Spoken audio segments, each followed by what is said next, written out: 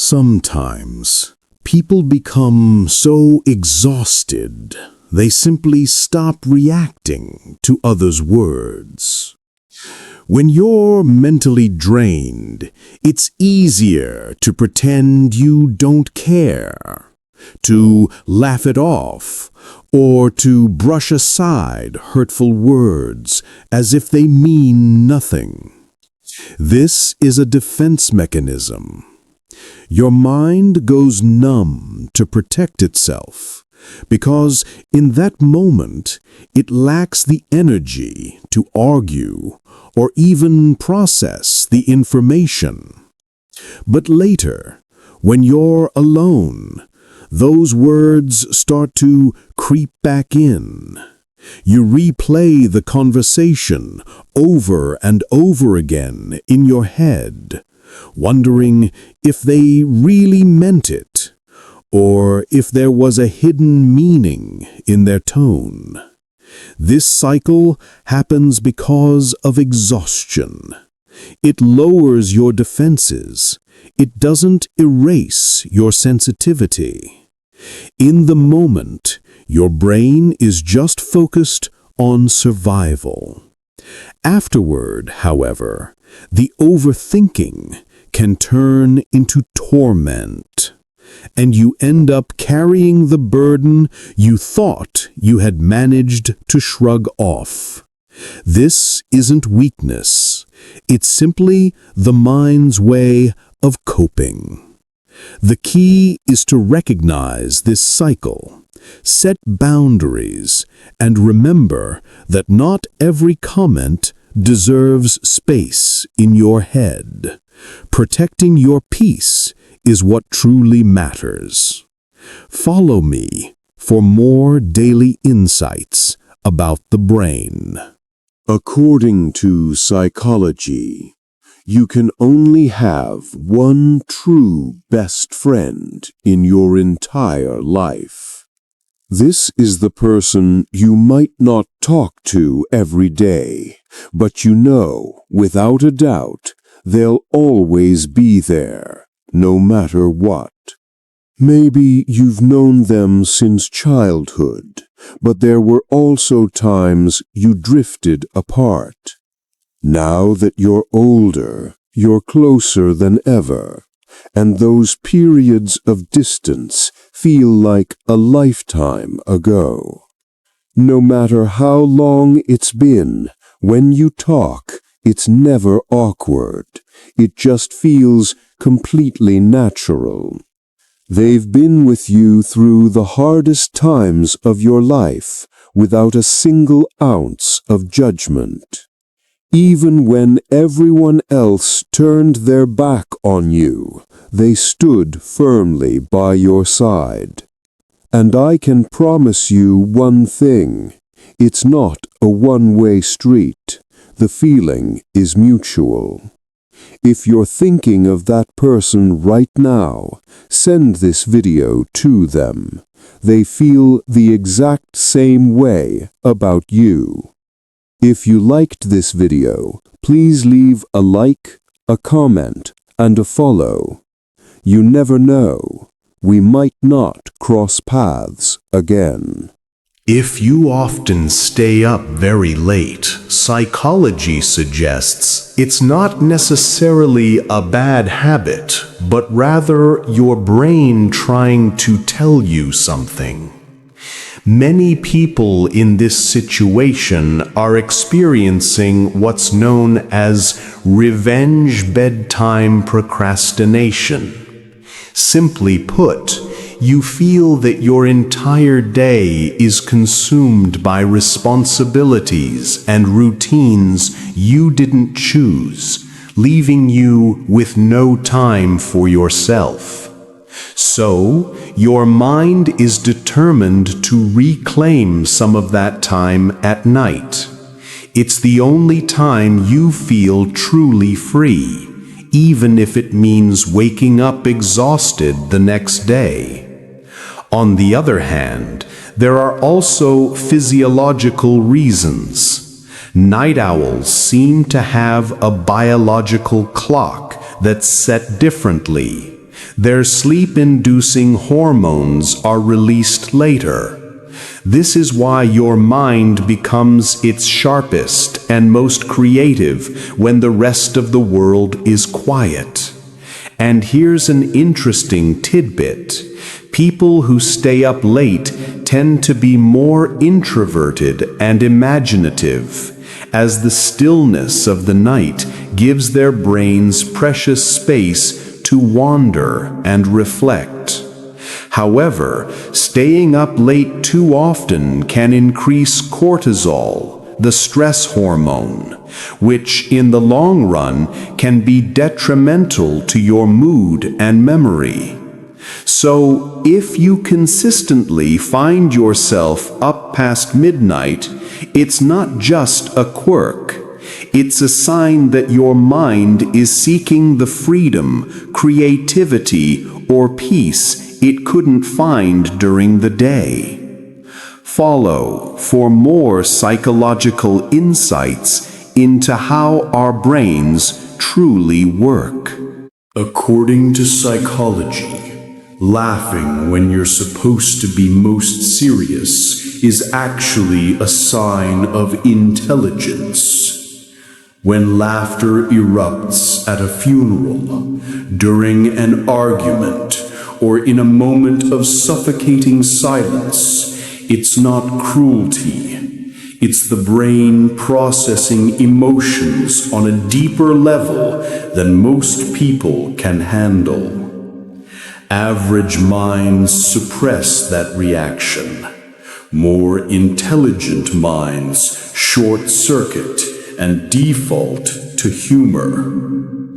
Psychologists call this incongruous emotion. This happens because intelligent brains don't experience emotions one at a time. They're juggling multiple feelings at once. Your brain is trying to diffuse the tension, creating distance from something that's too overwhelming. When the tension becomes too much, the mind releases it in the simplest way possible: laughter. What others see as a flaw is actually a hidden advantage. It's the ability to defuse stress in order to carry on, to endure. The same brain that can laugh in the face of tragedy is the one that adapts the quickest. Because if you can find light in the darkest of rooms, you can survive anything. You're not broken, you're just wired differently. So, if you've ever been told your reaction is wrong, remember, it's not a weakness. It's your mind operating on a level most people will never understand. Follow for more content like this. Avoidant attachment originates in childhood when a child repeatedly experiences coldness, rejection, or emotional distance from their parents. Their brain programs an implicit rule: closeness leads to pain or rejection. When the child seeks comfort, their emotional center, the amygdala, is activated, but the rational part of their brain quickly learns to suppress these desires to avoid further hurt. Over time, the brain forms a pathway that automatically blocks their own desire for closeness, even before they consciously realize they need it. In adulthood, this often manifests as independence, self-reliance, and even emotional distance in relationships. On a neurological level, activity in brain regions associated with empathy and emotional connection is often reduced, while the systems for self-control and suppression run on overdrive. The person may deeply crave intimacy, but their brain is one step ahead, automatically activating a defense mechanism, creating distance and avoidance. This often masquerades as being highly rational and in control, but deep down, it's a trace of those childhood experiences. Understanding these origins not only reveals a person's behavioral tendencies, but also exposes hidden vulnerabilities that determine how they will react under pressure. According to psychology, when a child grows up with an absent father and an overbearing mother, they often carry the long-lasting effects of what's known as fractured attachment. Their outward behavior often resembles the defense mechanisms of a narcissist.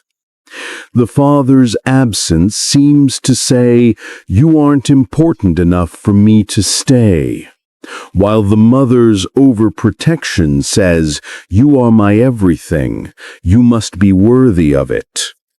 These two messages are not balanced. They pull the child in two different directions, causing their ego and sense of self to become confused and fragile. Essentially, the child learns to live with two contradictory truths at the same time. They are completely invisible, and they are excessively scrutinized. On a basic level, their brain learns to simultaneously crave validation, while also constantly bracing for rejection. This conflict often begins in childhood. The first wound comes from the mother, who relies on the child to soothe her own pain. The child learns that they must play a role, please others, and carry their mother's emotions just for things to be okay. This teaches them that their only value comes from giving. The second wound comes from the father, who abandoned or withdrew from them. This teaches the child that everyone eventually leaves, and that they are not worthy of being stayed for. This plants seeds of self-doubt and the fear that they are unlovable. These two conflicting messages create a very contradictory type of adult. On the outside, they might appear extremely confident, even arrogant, charming, or flamboyant. They might push themselves to the center of attention or act as if they have it all together. But inside, they feel empty, anxious, and terrified of being exposed as a fraud. This feeling of being an imposter always coexists with their loud self-aggrandizement. You're in a state where you don't want to do anything at all. And so, you end up doing nothing. Then, at the end of the day, you're flooded with regret and beat yourself up for wasting so much time. This cycle is actually a sign of apathy, a state where your brain shuts down all motivation and emotion. It feels just like being stuck in quicksand. The more you hate yourself for not moving, the deeper you sink. Psychologically, this state is often linked to burnout, depression, or feeling overwhelmed by too many choices. Your brain automatically goes into freeze mode because it perceives taking action as either pointless or unsafe. But here's the paradox.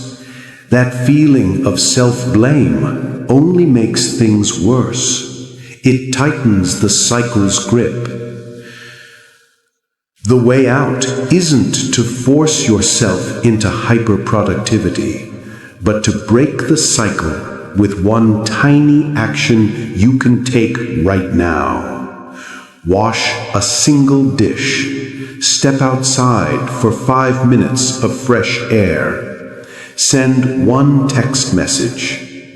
Each tiny action sends a signal of safety to your brain. And over time, these micro steps will rebuild your motivation. Apathy isn't laziness, it's your nervous system asking for a break. Follow me if you'd like to see more content like this in the future. You're in a state where you don't want to do anything at all. And so, you end up doing nothing. Then, at the end of the day, you're flooded with regret and beat yourself up for wasting so much time. This cycle is actually a sign of apathy, a state where your brain shuts down all motivation and emotion. It feels just like being stuck in quicksand. The more you hate yourself for not moving, the deeper you sink. Psychologically, this state is often linked to burnout, depression, or feeling overwhelmed by too many choices. Your brain automatically goes into freeze mode, because it perceives taking action as either pointless or unsafe. But here's the paradox.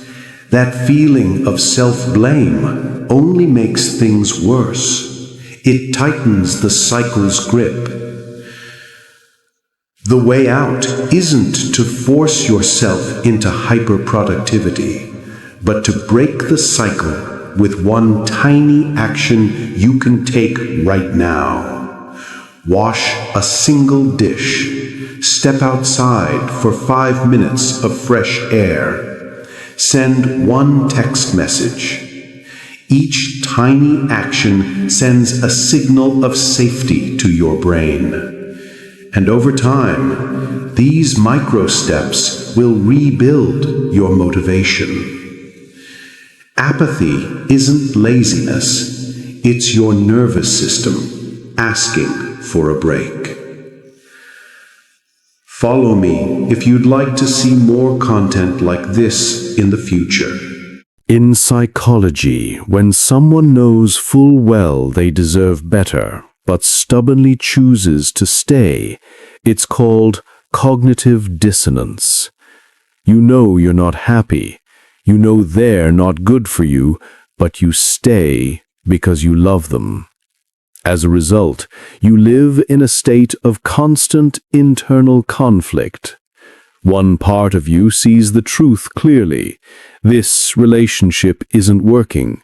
You're unhappy, and they keep hurting you. But the other part constantly makes excuses. Am I asking for too much? Is this just what love is supposed to be like? Or maybe I'm the problem. You start to doubt yourself instead of the relationship. You convince yourself that staying is a sign of loyalty, and leaving means you're a quitter. You tell yourself you can fix it if only you try a little harder. But here's the truth. You're not staying for love. You're staying because you're afraid. Afraid of being alone, afraid of starting over, afraid to admit you've wasted so much time. Until one day, the pain of staying becomes so unbearable that the thought of leaving finally seems less frightening. That is the moment when everything finally changes. Follow me to understand yourself better. When someone clearly knows they deserve better but stubbornly stays, psychology calls that cognitive dissonance.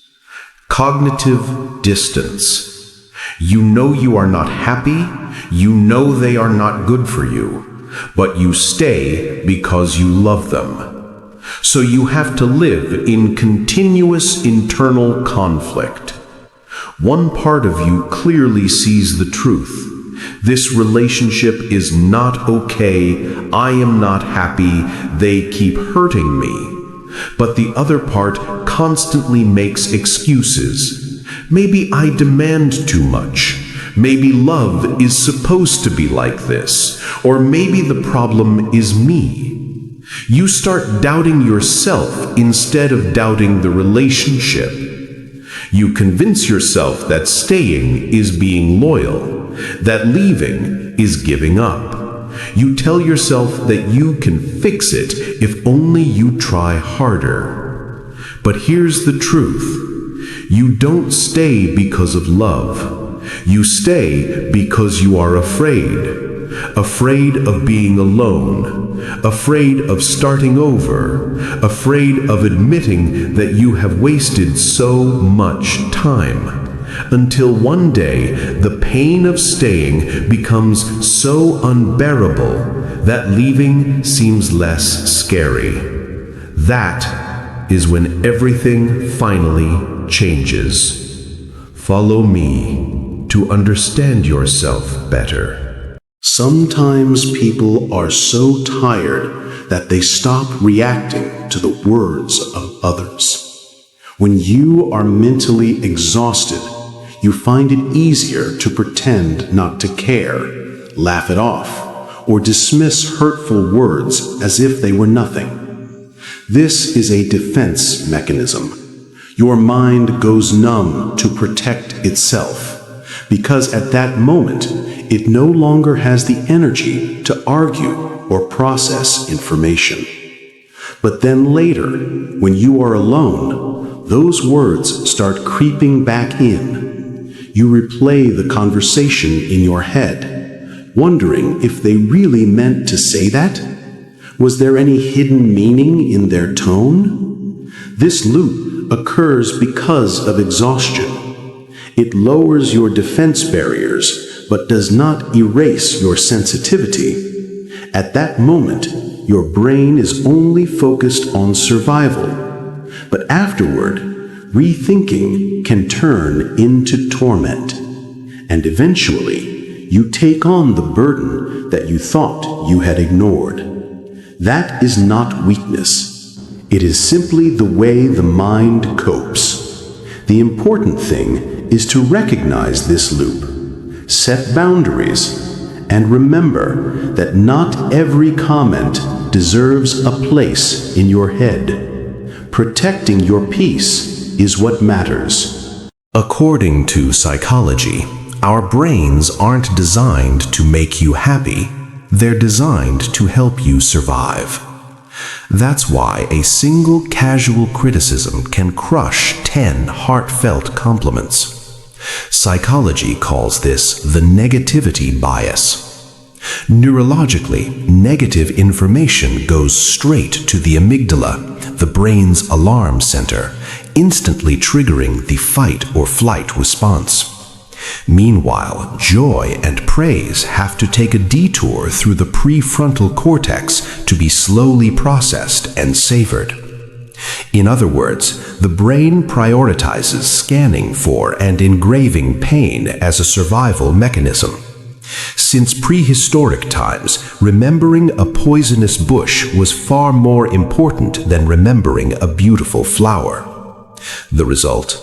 You lie awake at 2 a.m., not reminiscing about your successes, but replaying an embarrassing slip of the tongue from 5 years ago. This isn't because you're weak, it's because your brain has labeled that experience danger and highlights it more vividly than any joy. The human mind is like Velcro for negative experiences and Teflon for positive ones. That self-torment doesn't reflect your true worth. It's just a programming bug left over from evolution. Like and follow me to understand yourself better. In psychology, imposter syndrome isn't humility. It's the irrational fear that you're deceiving the world. You achieve something, people applaud, but inside you're trembling, waiting for the moment someone points at you and screams, "You're a fraud, you don't know what you're doing." Neurologically, this is a conflict between real-world evidence and your core beliefs. When you succeed, instead of your brain releasing dopamine to celebrate and reinforce your confidence, your amygdala triggers a threat signal. It rejects praise and attributes your success to luck, good timing, or people being mistaken, anything but your own competence. The paradox is that your brain is trying to protect you from future disappointment by refusing to let you believe in your present success. It whispers that if you accept you're skilled, you'll become complacent and suffer a catastrophic failure later. This traps you in a cycle, working frantically not out of passion, but to conceal your perceived incompetence. But remember an ironic psychological truth. The truly incompetent are often too confident to recognize their own shortcomings, the Dunning-Kruger effect. Only those with genuine competence and profound insight are capable of doubting themselves. Feeling like an imposter, ironically, is often the very proof that you're genuinely skilled. Like and follow to understand yourself better. According to psychology, the greatest enemy of success isn't always a lack of ability, but rather your own oversized ego. This is a strategy known as self-handicapping. Cramming for an exam at the last minute, getting wasted the night before a crucial interview. Do you think you're just lazy or undisciplined? Not at all. Your brain is actually executing a highly sophisticated defensive maneuver. In essence, you're deliberately creating an obstacle to have a ready-made escape route for your self-esteem. If you fail, you have the perfect excuse. It's only because I didn't study enough, or I was just too tired yesterday. It's never because I'm not good enough. The pain of failing due to a lack of preparation is 1,000 times easier to bear than the humiliation of giving it your all and still coming short. Neurologically, this is a game driven by fear. The amygdala is highly sensitive to the risk of being judged negatively, so it directs the brain to accept a conditional failure rather than risk one's self-esteem. What's more dangerous is that this is an incredibly addictive all-or-nothing trap. If you fail, your ego is protected. But what if you succeed despite your lack of preparation? You instantly crown yourself a natural-born genius. But it's time for a reality check. You're essentially shooting yourself in the foot before the race even starts, just to have a plausible excuse for finishing last. This false sense of security for your ego is costing you your true potential. Like and follow for more insights on understanding yourself. According to psychology, alcohol doesn't change a person. It only magnifies what is already there. When sober, the rational area of our prefrontal cortex acts as a filter. It restrains impulsive desires, manages emotions, and keeps social behavior in check. Alcohol reduces this filter's effectiveness. It lowers inhibition and exposes personality layers that are normally concealed. This is why how a person acts when drunk is not random. It is revealing who they are. Neurochemically, alcohol slows the rational region while increasing the influence of the raw emotional limbic system. Brain chemicals also change.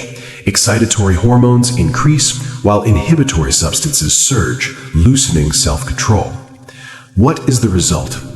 Daily suppressed emotions like anger, sadness, weakness, or vulnerability now surface without barriers. Essentially, alcohol doesn't create a new person, it merely strips away the mask of inhibition. This is why we see many different types of drunkenness. People who drink and sleep aren't just tired, they are often silent individuals carrying heavy stress. Their nervous system is exhausted from keeping everything contained for too long. Aggressive, irritable, or quarrelsome drinkers are often revealing bottled-up anger or unresolved emotions they can't express when sober. Those who call late at night, confiding secrets, or calling an ex are exposing unmet emotional needs they usually keep silent about. Loud, boastful drunkards, exaggerating and desperately seeking attention, may be concealing a deep fear of their own inadequacy. And those who quietly cry, tearing up after just one drink, are showing wounds they normally bury beneath a strong exterior. These reactions often stem from childhood environments. A child not taught healthy emotional expression grows into an adult who habitually suppresses feelings. Alcohol, by loosening that inhibition, allows those buried feelings to surface abruptly. Whether it's anger from unresolved trauma, sadness from hidden wounds, or the desire for recognition due to neglect, intoxication becomes the key that unlocks what sober life always conceals. In adulthood, these things shape how alcohol affects our behavior in relationships. Some become gentler, others become unstable. Some seek connection, while others sink into self-doubt. But here's the common thread. Alcohol does not create a new person. It unmasks the person struggling underneath. According to psychology, apathy in a crowd doesn't always stem from a cold heart. It's a cognitive trap known as the bystander effect. You see an accident or someone in distress on the street. Your heart races, but your feet feel rooted to the spot. You look around. Dozens of others are also watching, some with their phones out recording, but absolutely no one steps forward. A voice echoes in your head. Someone else will surely handle it, or if no one is doing anything, it probably isn't that serious. This isn't cruelty, it's the diffusion of responsibility. When you're alone, the burden to act rests 100% on your shoulders, but in a crowd, that responsibility gets diluted. Your brain, especially the amygdala, the fear processing center, is constantly scanning for social cues. When it sees everyone around you remaining still, it sends a misleading signal. Doing nothing is the safe and appropriate response right now. We are social creatures with a deep-seated fear of being judged or making a mistake in front of others. The fear of being the odd one out can sometimes outweigh the urge to help. It's a cruel paradox. The more witnesses there are, the more alone the victim becomes. You're not apathetic. You're simply paralyzed by the invisible pressure of group consensus. You're waiting for permission to act.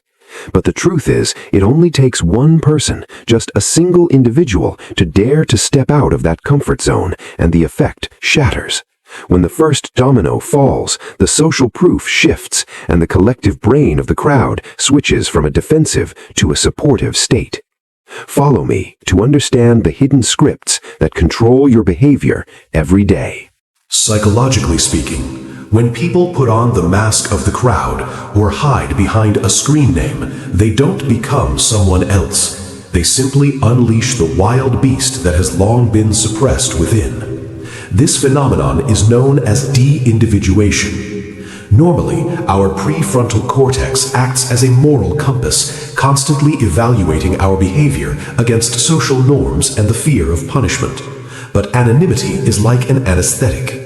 When you blend into a chaotic crowd or hide behind a keyboard, your personal identity blurs. You're no longer an individual accountable for your actions. You become part of a faceless machine. At this point, the brain's self-censorship mechanism shuts down completely. Suppressed frustrations, secret jealousies, and the anger you normally swallow for fear of judgment now find an outlet. The feeling of throwing stones while hiding your hands delivers a strange euphoria, a toxic dopamine hit born from the power of being able to attack others without consequence. This is why a gentle neighbor can become brutal during a riot, or a model office worker can type the most vicious and abusive comments on social media. The crowd doesn't make them evil, it simply turns off the spotlight on their conscience, allowing their inner darkness to run rampant. The cruelty that comes with anonymity isn't strength, it's the scream of a weak soul that doesn't dare to live authentically in the light of day. Follow me to understand the darkest corners of the human mind. According to psychology, that restless, nagging feeling you get from unfinished tasks isn't because you're a perfectionist or overly diligent. It's a haunting system bug that psychology calls the Zeigarnik effect. You lie down after a long day, physically exhausted, but your mind keeps replaying an unsent email, an unanswered text, or a wrong note from a performance. Why can't you remember your accomplishments for the day, but instead find yourself tormented by trivial, incomplete things? It's because the brain hates loose ends. When a task is started but not finished, the brain creates a state of cognitive tension. It opens an open loop and refuses to close it. Neurologically, information about this unfinished task is kept in a state of high activation in your short-term memory, constantly urging you to return and resolve it. This is actually a primitive survival mechanism. In the past, forgetting a threat or a food gathering task could be fatal. But in today's information-saturated world, this mechanism has become a double-edged sword. It turns your mind into a web browser with hundreds of tabs open at once. Even if you're not looking at them, they silently drain your RAM, your mental energy. The result is underlying mental fatigue and a constant sense of anxiety, even when you're trying to rest. This nagging feeling isn't a sign of weakness, it's your brain's way of screaming, "Don't forget this, it's important." The way to trick your brain and close these tabs isn't necessarily to finish everything immediately. That's impossible. Simply writing the task down and making a concrete plan for it signals to your brain that it has been handled, allowing you to finally rest. Follow us to learn how to close the tabs in your mind and find true peace.